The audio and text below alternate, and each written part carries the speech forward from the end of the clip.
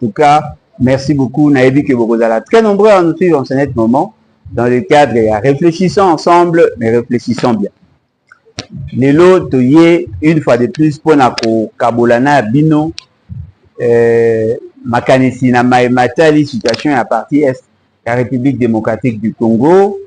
Tout Mikako faire voir Nabino nos inquiétudes et aussi il y a qu'à fournir probablement certaines informations autres qu'on considérer essentielles pour que nous arrivions effectivement à éclairer votre lanterne, mais aussi à nous mettre en position il y a qu'à résoudre le problème qui assaille notre République. Nalingi, premièrement, qu'on remercier tous ceux qui participent à la vulgarisation, la sensibilisation, la Maïmatali vision à partir de Biso, mais aussi la Maïmatali écolo. Parce que chaque fois quand nous faisons nos vidéos, nous avons effectivement partager yango et qu'on permettre que Nabiso doit atteindre un grand nombre de gens. Na lingi na ebisa na bandeko oyo ya diaspora oyo bakanisaka que bango nde mutu balandaka biso mingi.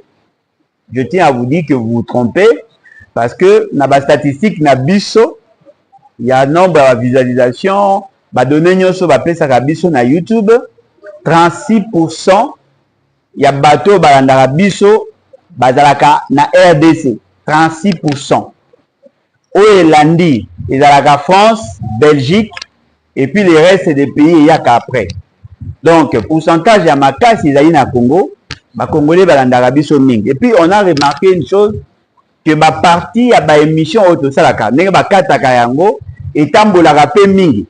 Batiaka yango na ba TikTok, batiaka yango na ba script, na ba X, batiaka yango na ba support ebele etambolaka entre des téléphones. Ça fait que batu belé balandaka biso. Parce que batu mingi bakanisaka na Congo batu baza connecté. Non, batu baza connecté, peut-être la connexion d'après certaines personnes est plus cher ici. Mais ne pensez pas que au Congo les gens ne se connectent pas. Non, batu ba se connectent.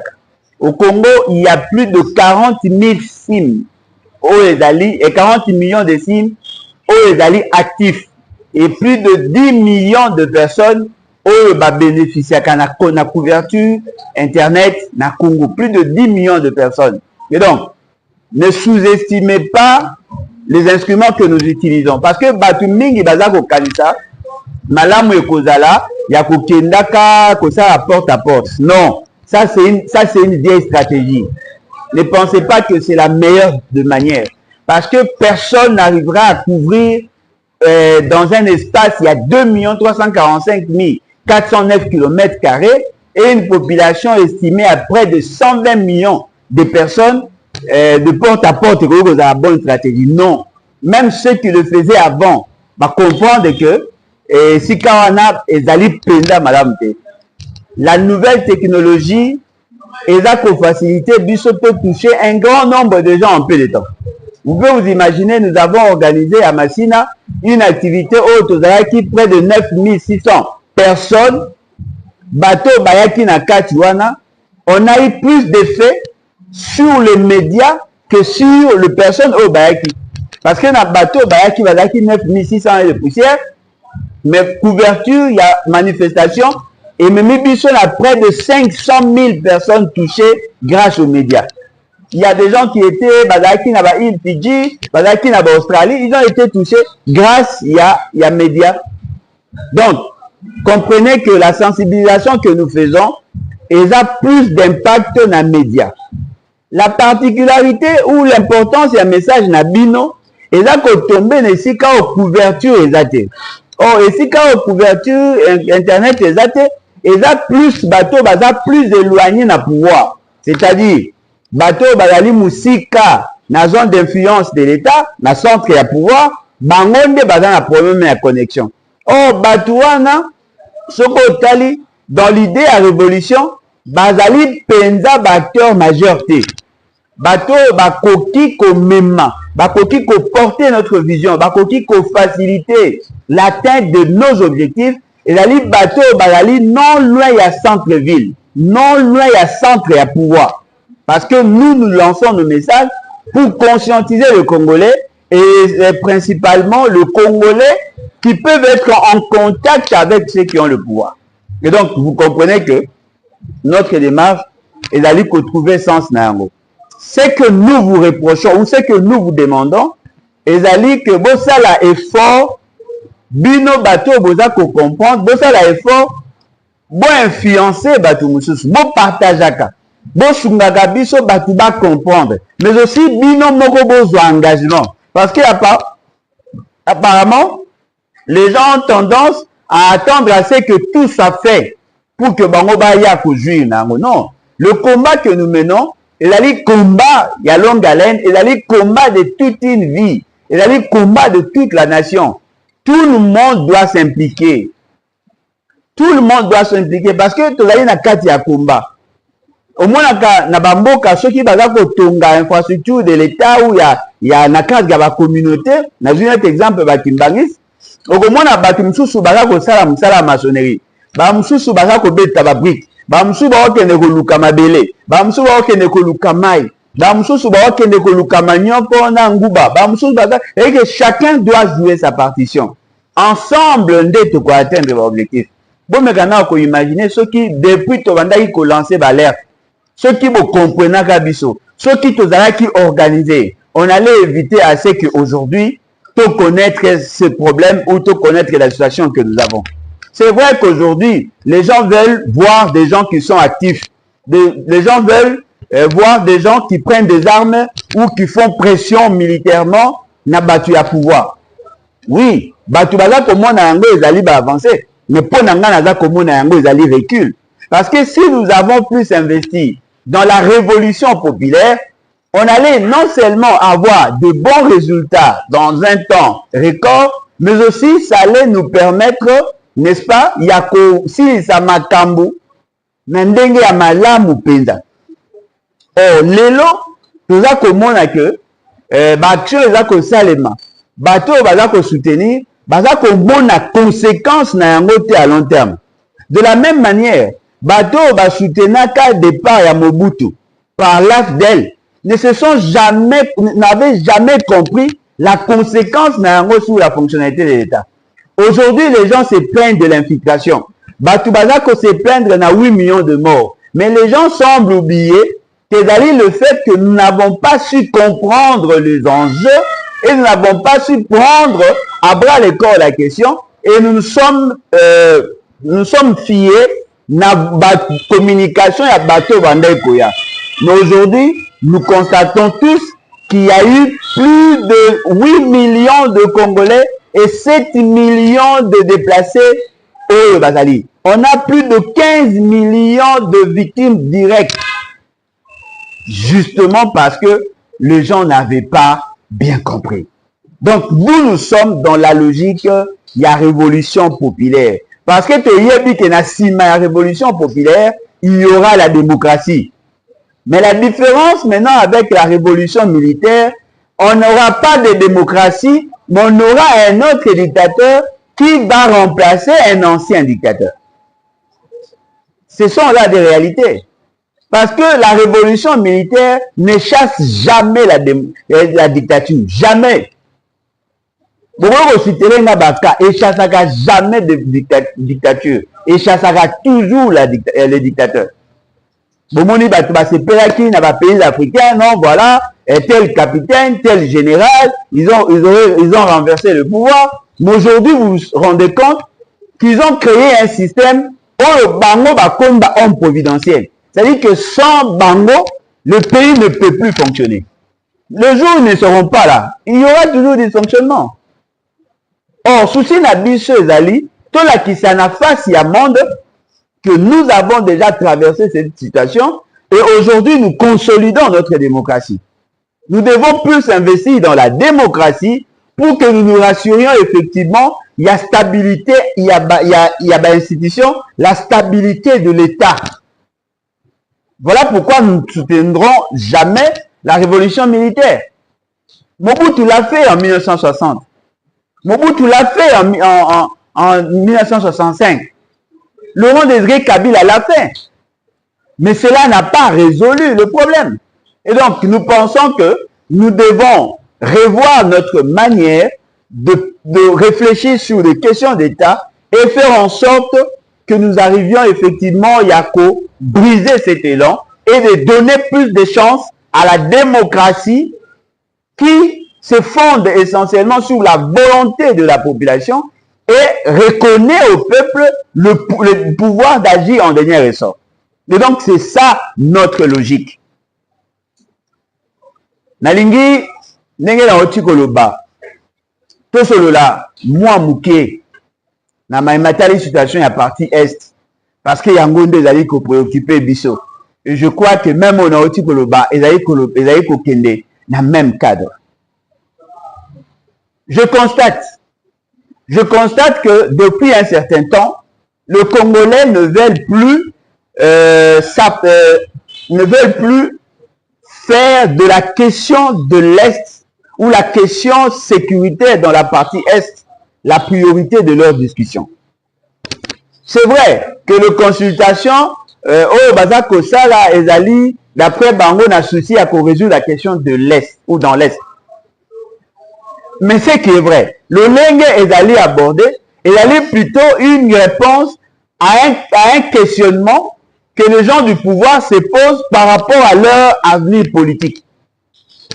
Qu'est-ce que moi je comprends? Je comprends que les gens du pouvoir, bazako mona pouvoir na bango être menacé, bazako se poser des questions soki bakoki kozala lisusu na pouvoir avant 2028. C'est comme ça que bazako mettre en place des stratégies pour que séduire une frange de la population politique afin que accompagner bango pour que tikalatina à 2028. Parce que quand Makambo bandaki kozala en leur faveur, ils ne s'imaginaient pas que Bakoka qui coopère de pouvoir. Le col moni qu'il y a un dérèglement, un dysfonctionnement de l'armée, le col moni que la territoire ou la province ou bango bakanisa qui que na maîtrise et koki kokoya te, tant que moni que bani kokoya, c'est comme ça qu'ils se sont dit tiens, au lieu de tout perdre, sauvons le peu que nous pouvons sauver, mais l'essentiel que le chef reste au pouvoir. C'est dans ce contexte-là que M. Félix Tshisekedi a dit, le cas la situation est à perdurer, kalate boka moite, bomona na kati ya gouvernement, o eza koya, bilongi ya sika, o ekouta, na ba famille politique, autre que famille politique, o yaye. Donc, vous comprenez que la démarche et la consultation, et la démarche et la solution à problème, il y a Congo, mais la démarche et la solution à problème, il y a M. Félix Tshisekedi. M. Félix Tshisekedi veut demeurer au pouvoir et apparemment dans sa démarche, bien qu'il n'a pas dit clairement, il ne va pas faire le forcing au-delà de 2028. Mais ceci n'a pas Zaliba Sungaye, Atika na pouvoir, qui n'a 2028 a signé sa mandat naïe. Et qu'est-ce que je constate? Je constate que même dans cette philosophie-là, il n'investit pas trop dans l'amélioration des conditions de vie de la population. Il n'investit pas trop dans l'atteinte des objectifs financiers, économiques, sociaux, culturels, au bango ba se fixa qui au départ. Ceci naïe ezali, batuba sungaye, pour qu'il ne soit pas directement atteint par les actions au bateau bazaï que ça l'opposition armée baza komene. Donc vous comprenez que la question, il y a sécurité dans l'Est est comme une question subsidiaire. La question où ezali épineuse pour la bango, ezali la question, il y a pouvoir, il y a conservation, il y a pouvoir. Mais pendant ce temps, nos frères, nos enfants, nos sœurs sont en train de mourir. Ce qui fait que il a créé autour de lui un système d'entretien à mensonge. Azali kolakisa na batu, ke bino bozo boyangai, mais bota la kuna bazali mabe kolekanga. Azali na souci kolakisa na batu avec de fausses informations, que voilà, biso kutu koto toza bien kuna baza mabe makasi. C'est comme ça que M. Félix Tshisekedi et ces gens s'organisent. Mais dites-moi un peu, qui a les nouvelles ou les informations par rapport à l'avancée ou à la récupération de la territoire? Toyoki, Balobi, Wazalendo na FARDC aurait, bon, là ce n'est même pas au conditionnel. Mais bien sûr, toujours on a conditionnel parce que on ne sait pas qui dit vrai. Mais ce qui est vrai, Toyoki, que va bombarder un avion, un petit porteur, l'aéroport, moko na Walikale, va bombarder yango, na ba wazalendo na FARDC. Balobi pe que va bombarder ba camion, monsieur. C'est-à-dire que comme une action sporadique, ce n'est plus une action coordonnée en tant que telle. Que voilà, il y a affrontement dans tel coin et cela empêcherait à ce que Batouana va avancer. Oh, Batouana, tant que Bazako avancer, on constate que l'essentiel de la population, en contact, apparemment, soit ils sont perplexes, soit ils acceptent. C'est-à-dire que la population, a comment la différence entre les groupes armés qui nous attaquent et la gouvernance, il y a bateau à pouvoir. Et c'est là, ils ont justifié l'adhésion, il y a certaines populations, par rapport à la démarche au bateau à communé. Donc, nous constatons que la question sécuritaire dans la partie Est est comme une question secondaire. Et ça, c'est très dangereux. Tout le monde a dit, oh non, nationalisme, patriotisme. Des gens ont organisé des marches à Paris, organisé des manifestations en France, Basali au Canada, Basali en Suède, na monaki avec Ndokonabiso Alain a mobilisé Batukuna na Suède, tout le monde qui na Grande-Bretagne, Ndokomowa à le baramingi à finga mingi, Basala qui l'activité, tout le monde qui na bamboke belé Basali. Basala qui pour l'année. Pour balobi que bamonaki ke gome kwe. Mais moi je me rends compte, c'est de la manipulation, c'est-à-dire manipulation à pouvoir. C'est-à-dire que le pouvoir a la capacité de faire voir à certaines personnes que leur action est une action moko patriotique. Ceux qui bango balingi batu ba marcher, bakotia ba moyen pour que batu ba marcher. Bakotia ba moyen pour que batu ba manifester. Ceux qui bango ba tie moyen, on constate que même batu na bango o bakosa kolinga bango, basala ka eloko te. Oh, en réalité, bon, tout ça, la combat, on a de manière continue. Et c'est la caractère pour Gome Kouy. Parce que tant que vous cavez Kouy, il n'y a pas eu de réaction. Tant que vous Walikale Kouy, il n'y a pas eu de réaction. Tant que vous Koma Kisangane, ceux qui Kisangane Kouy, apparemment, réaction est à la tête. Alors, pourquoi tu as mené combat à survie à la nation, le coup la politique et l'engagé? Pour la nini, tu as comprendre que les grands enjeux, les lots, ils ont enjeux sécuritaires. Et bon, il y a des soto sangana. Et c'est qu'il y a des soto telema, to bunda. To bundi sa taka ennemi à libanda te. To bundi sa pe ennemi à kati. Pour ba ennemi à kati pe bazali. Batu mususu bazali ba ennemi à kati, mais bazali ko bata manasi ma falsification à l'histoire. C'est-à-dire qu'il y a des gens qui ont falsifié l'histoire et qui n'ont pas permis à la population de comprendre le vrai enjeu. Voilà pourquoi besoin que mon abisso, tola ko se poumoné, tola ko bunda, pona ko la kisakabino, attention, le lenge besoin ko kanisa et dali boité. Parce que des fois, vous avez tendance à dédouaner des gens qui ont posé des actes dans l'État. Voilà pourquoi biso toza koya ko lakisa bino, ko rappeler bino certains faits historiques pour que voyez que tous ont péché, tous. Dans la classe politique, il n'y a pas de saints. Tous ont péché. En ce moment-là, ceux qui vont comprendre l'enjeu, vont comprendre les faits historiques, vont comprendre la dangerosité de la classe politique, vont voyez que beaucoup qui cause la bangote va pousser bino. Parce que quand la machine, il y a Félix Sekeni, et quand tu as tendance, qui s'abîme au commun, multiplier les émissions, sensibiliser, tellement combat, notre peuple, tout ça, les journalistes va changer, va tenue, nous sommes les alliés pour l'année. Les alliés justement pour vous manipuler afin de vous pousser à poser des actes en leur faveur. Mais moi, c'est que je veux assez que Bino Moko, bon terroriser la question, bon prendre un mot à bras les corps, bon téléma, po boza ko bunde la école. Bon la posa à cause de la battue à pouvoir, ba orienter action à binoté. Et c'est ngeni na Bino Moko nde bo téléma. Pour ceux qui Bino Moko bo télémi, et que ça là, c'est que, na battue à pouvoir, na battue à opposition, armée ou non armée, na bato ya société civile o bako linga va profiter de la situation, va rebanga bino. Pour que la guerre est ici là, pour que makambo etambola ndenge esengeli. Esengeli que na batu nyonso ba yeba que le peuple est intransigeant sur telle question. Mais ceux qui bango bazali capable de vous manipuler, de vous pousser à mener des actions en leur faveur, on ne fera rien du tout. Yango monique là ko conscientiser bino pour que bino moko boza la bateau ba cause décision en dernier ressort. C'est vous qui êtes les détenteurs du pouvoir. C'est vous. Si nous insistons sur l'article 64, pour te dire que sans peuple, il n'y aura pas de solution. Yango moni toza ko insister, botter les mains. Botter les mains. Pour ceux qui botter les mités, il n'y aura pas de solution. Parce que chaque politicien a un calcul. Chaque politicien a un poste à tirer couverture de son côté. Il y a certains qui veulent protéger Kabila.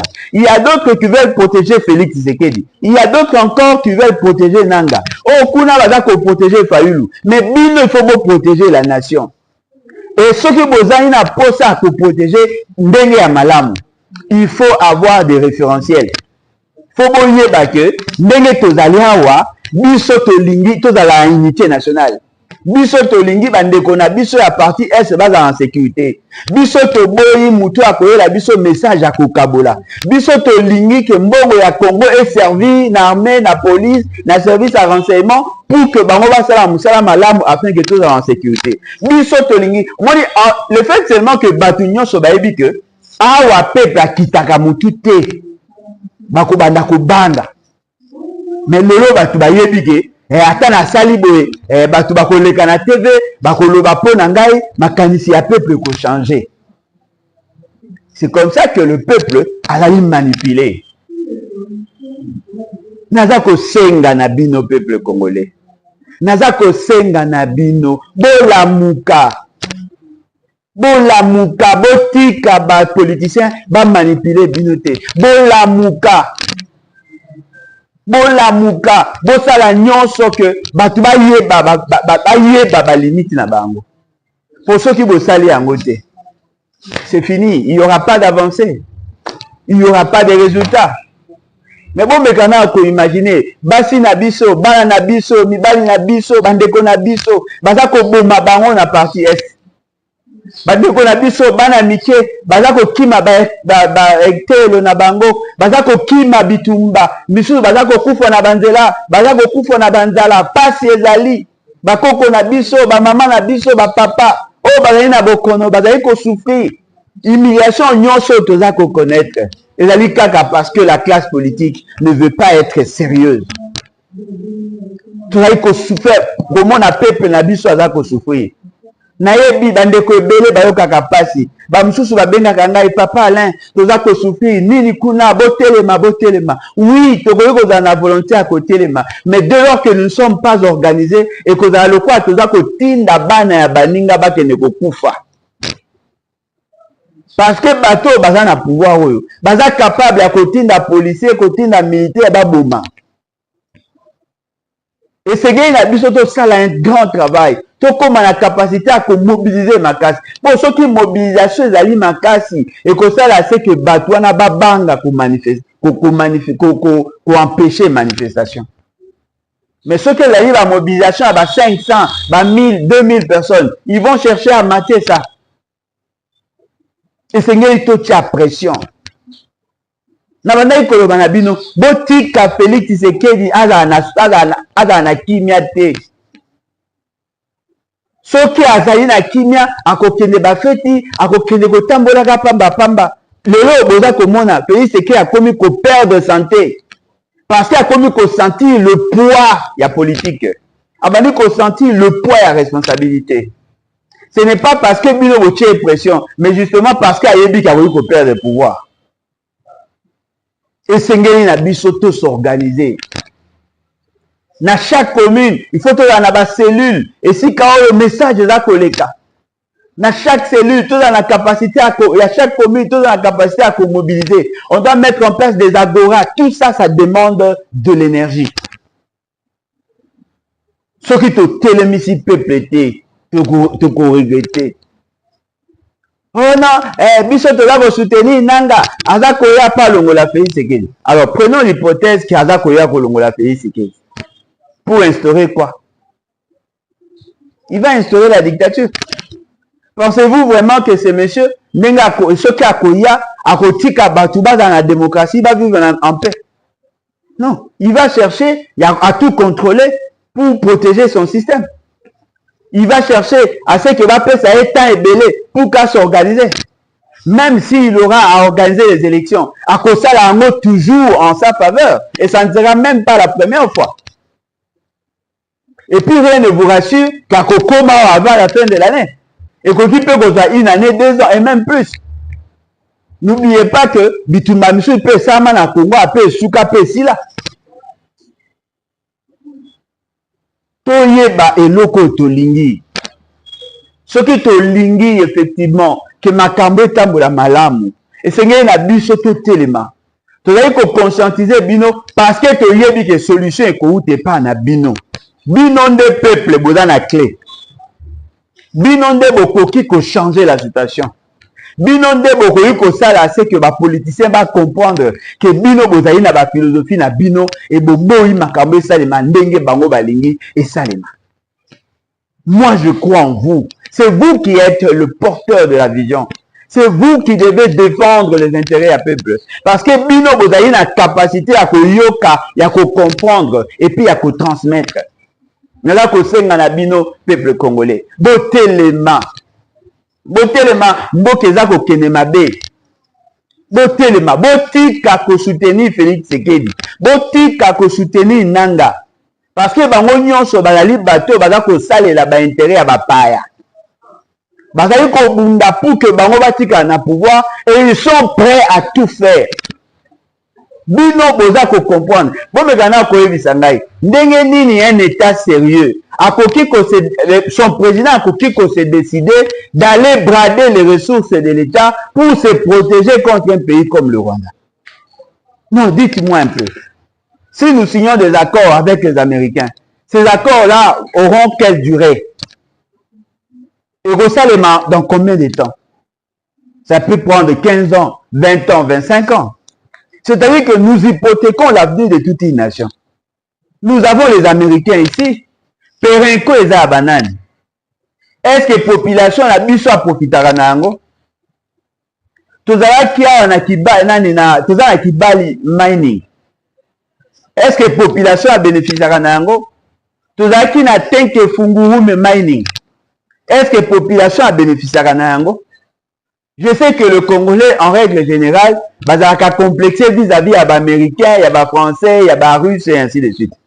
Et comment non, tout est vers la Russie, tout est vers la Russie, et tout est vers les États-Unis. Mais nous sommes un État souverain. Nous devons nous-mêmes choisir le type de développement, le modèle de développement que nous voulons.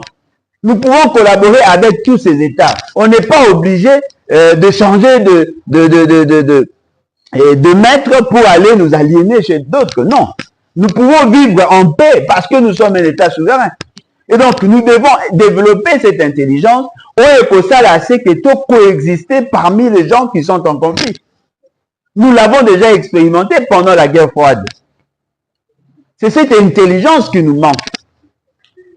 Moi, je pense que nous pouvons être nous sommes en bon terme avec la Russie, nous sommes en bon terme avec la Chine, nous sommes en bon terme avec les Américains, et nous, sans entrer dans leur guerre, on sert A, on sert B, on sert C, dans le respect de nos procédures et de nos lois. Pensez-vous vraiment que Félix Tshisekedi Zaliwana, ce qui a tenu qu'au signer accord avec les Américains, pensez-vous qu'il va respecter notre code minier? Je ne pense pas. Heureusement aussi, les Américains ne sont pas d'accord par rapport à ces démarches, peut-être de manière ouverte. Mais la CNC éviter ni Barosala. Alors, qu'est-ce que nous gagnons? Parce que le lobby de la guerre boteki. Mais 25 ans après, la génération Baroya, Baroputa Susuni, de contrat à durée indéterminée et au finish, les ressources qui sont épuisables et qu'aussi il n'y aura rien. Non, tout n'a pas la question. Bino bato bobotama avant biso. Na bino bato bobotama na génération na biso, na génération après biso. Boko bisanga un seul immeuble construit par les Américains chez nous. Un seul. Exact. Boye bisanga, eloko nini ba Américain ba sala epa na biso. Dites-moi, quelle est cette entreprise américaine qui engage 3000 personnes dans ce pays? Exact. Tout le monde a ba complexe wana. Tout y est ba ko négocier. Je ne dis pas que nous devons être xénophobes, non. Mais je pense que nous devons insister sur nos intérêts avant tout autre intérêt. On ne peut pas aujourd'hui chercher à nous aliéner au nom de centres d'intérêt que nous ne maîtrisons pas. Nous pensons que nous devons nous ressaisir et nous devons tout faire pour que la situation n'y soit là, pour que tout ce que nous allons poser comme acte est là pour notre intérêt. Ça ne doit pas être pour l'intérêt des autres États. Et donc, j'ai été suffisamment clair. Yango moni naza ko continuer ko senga na bino peuple congolais. Boye ba yango que ndenge toza ko kende mboka yekene mabe. Mboka yekene mabe, nous sommes piégés par les accords signés pendant plusieurs années par plusieurs personnes. Et nous devons nous mettre en cause pour que nous arrivions effectivement, il y a aussi sa problème. Tout le monde a bandoto na biso que solution et pas bapaya. Moi, Alain Bolodjoa, en tant que panafricaniste, en tant que Congolais de souche, en tant que nationaliste et patriote, je pense que nous devons arriver à nous organiser en interne. C'est vrai que nous ne serons pas la grande puissance. C'est vrai que nous ne serons pas le tout-puissant. Mais du moins que nous devons avoir notre propre identité sur la problématique et les solutions à apporter. Nous devons arriver à nous mettre, à développer cette intelligence. Nous devons arriver à tout faire pour que les solutions soient des solutions congolaises. Arrêtez de brader nos ressources. Arrêtez de brader notre dignité, notre souveraineté. Nous devons mettre l'intelligence pour que tout arrive effectivement à résoudre nos problèmes. Et je crois que ça ne serait que idéal. Nakanisi, bandeko mingi, bazako banangai. Non, Alain Bolodjoa, toi tu es idéaliste, il faut être réaliste. Non, ils n'ont même pas dit réaliste. Tu es idéaliste, il faut être pragmatique. C'est-à-dire dans leur compréhension, il faut y avoir non, un leader andima marambo ezate. Un leader andima marambo ezate. Alukara toujours ce qui est mieux pour son peuple. Nous pensons que la société que nous voulons offrir à la population congolaise, c'est une société des valeurs. C'est une société des valeurs. C'est vrai que dans la pratique, on peut mais du moins nous devons désirer ça. Il faut désirer mieux. On ne doit pas se contenter de ce qu'il y a. Non, il faut toujours désirer mieux. Et je crois que c'est ça la philosophie. En tout cas, bandeko nangai, nazako senga na bino, bo s'organiser. Tout s'organiser. L'organisation, on a nazako senga. Dans toutes les provinces, organisez-vous. Organisez-vous, bo tia ba club de réflexion, et pour permettre na bino, bo échanger malam. Bo kei na ba niveau ya ba pays, bo s'organiser. Bo sala ke ba o bakoya na mai, o bakoya na biscuit, o bakoya na mabanga na brique, bo sanga na bino nyonso esika bozali, bo sala nyonso ke makamu nyonso eza en ordre. Ce qui te s'organiser, te commis bien fort et tout ça, te ko arriver pour résoudre le problème. Bokoyi ko imaginer le frère congolais, oh balinga ki ba beta musique na France, ba pekisi bango d'après certaines sources, ba beta musique parce que le Rwandais ba sali nyonso ke le kwane salamate. Cela veut dire quoi? Ils se sont organisés pour empêcher à deux Congolais qui du reste vivent en France, sont des stars françaises, ba pekisi bango ba beta musique na jour oyo bango ba prévoir ki pona osa ba activité na bango ya génocide. Kuna ba kufa 850 000, biso to kufi 8 millions et on nous interdit d'organiser ça. Et balobi, et la liste jour na bango ya génocide. En oubliant que le début du déclin, yamboga na biso et bandaka pe le même jour. Parce qu'ils ont commencé à développer des velléités à partir de là. Tous ceux qui ont eu à fuir au Rwanda, et c'est ce qui fait que le début aussi, génocide n'a pas coïncidé avec le début à la stabilisation de la partie Est. Mais voilà comment Bazali organisé. Ils ont mis le moyen, ils se sont déployés, batali bamibeko, batali comment batali le comportement à français, comment communiquer. Ils ont été soutenus, appuyés par certaines organisations qui du reste sont constituées essentiellement à Bango. Et voilà, aujourd'hui, ils ont gagné la bataille. Nous devons nous organiser. Ceux qui te sont organisés, je suis désolé. Ça sera trop tard. Et causala trop tard. Nous devons nous organiser. Organisons-nous. L'organisation est là qu'on sait acidité. L'organisation est là qu'on sait abnégation. L'organisation est là qu'on sait. Non, il faut tout ça. Oye na mbongo na yo tie, oye na makanisi na yo tie, au total comment orienter, ba mususu oye na présence physique na yo, ba tout ça, nous devons nous organiser. Ceux qui te sont organisés, je suis désolé.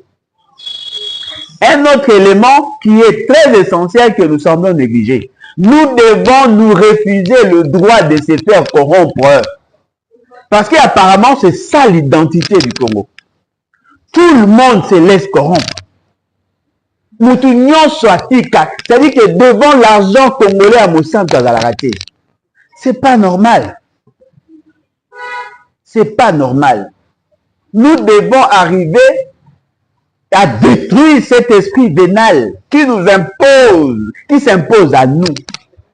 Il faut tout arriver, il y a que ça là, c'est que tous à la bateau, il y a dignité. Bateau, badali capable de dire non devant l'argent. C'est vrai que biso nous se tourne à posa mbong. Mais to côté ka bomoto na biso kaka pona mbong. Nanu boyoka te na mboka oyo bato basimba mbongo lolo bakoya. Nanu boyoka te bato mususu bandima koteka milimo na bango na mbongo lelo mbongo ezo servir bango na eloko te. Botala ta na Bible. Yudas yo akanisaki ke mbongo eko résoudre ba problème na ye. Botala ndenge asukaki. Mbongo oui, toi nango besoin. Mais bon moto les cas. Nous devons cultiver l'esprit d'abnégation, esprit à koboya corruption. Dans le bagayango chaque fois, la corruption c'est un mot polysémique. Et là il a la définition est belée. Mais la corruption veut dire aussi pourriture. Et l'autre la copola, la décomposition. Celui qui vient te corrompre, avec au monde que tu n'as pas de valeur. Baza ko somba batu na bambongo ya mangondo. Naza ko mona ba combattant ela na Congo ela libanda. Ba oteka milimo likolo à $100, 100 euros, $200, 200 euros, $300 et ainsi de suite. Batu baza ko ndima ba s'aliéner devant l'argent. Des gens qui viennent détruire votre pays. Ba yawa ba yibi ba komi kuna ba pesi bino ba $10, ba $100, ba $50. Bondimi boteka bomoto na bino pona mbongo. Non.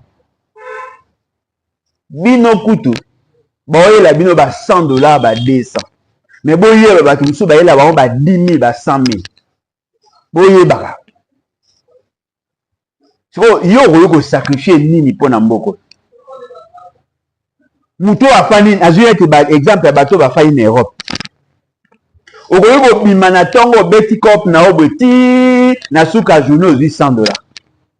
Moteki bo moto na yo pona 100 euros. Oh ministre moi kendaki kuna apesi bango ba 100 euros, 100 euros, 150. Oh premier ministre, oh président du parlement. Mais dites-moi, ceux qui bino bato bo fani na ba condition à bien. Bozo ndima ba somba bino na $100. Non. Toye ba eloko tolingi. Po bato mususu bazalaka na bolingo na bango ya Congo kaka soki bato mususu ba influencer bango. Mais ye mo na kata mutema bolingo ezate. Mutu mususu ala bolingo ya Congo na sima ya tribu na ye. Parce que azali mutu ya tribu na ngai nde na lingi Congo. Non. Mutu mususu azali bolingo ya Congo po ayebi ke na sima na kolia. Toyoka basangwa. Mutu moko abimi awa akena mbongo ba pesi $100 000 akende ko organiser activité. A komi kuna na poto, surtout na poto, abimisi 30 000 euros. Mouto bazaki 30 000 euros, abimisi 10 000.